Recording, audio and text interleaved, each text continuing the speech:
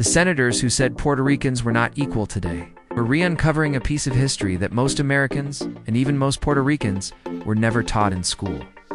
The truth is, there wasn't just one senator who said, Puerto Rico could never be part of the United States because Puerto Ricans weren't equal. There were several. Section 1. The racist arguments that shaped Puerto Rico's status when the United States took Puerto Rico from Spain in 1898, the question became, what now?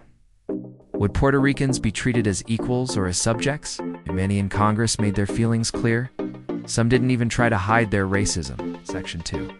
Senator James K. Vardaman, D. Mississippi.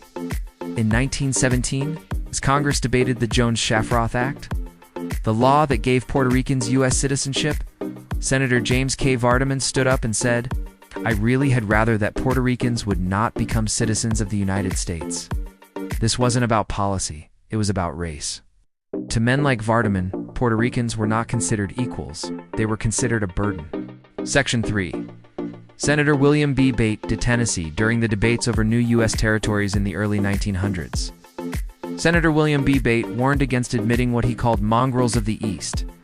That's the language that was used in the U.S. Senate to describe the very people of the territories America had just claimed.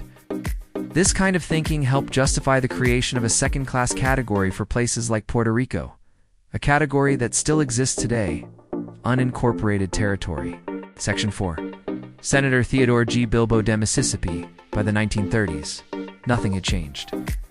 Senator Theodore G. Bilbo, also from Mississippi, continued the same racist rhetoric, calling Puerto Ricans mongrels in one of his campaign speeches. Bilbo, like many of his era, believed that allowing Puerto Ricans equal status would taint the purity of the United States. These words weren't just insults, they were policy. Section 5. The lasting impact, the insular cases, but the most damaging blow didn't just come from senators, it came from the U.S. Supreme Court. In a series of rulings known as the insular cases, the court declared that territories like Puerto Rico belong to, but are not part of the United States.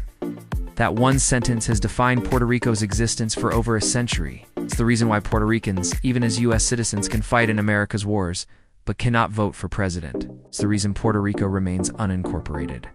While Hawaii, taken the same year, became a state. Section 6.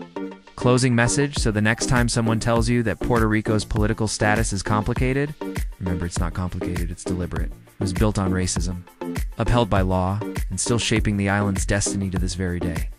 Puerto Rico, open your eyes, subscribe, share, and let the truth be known. See you soon.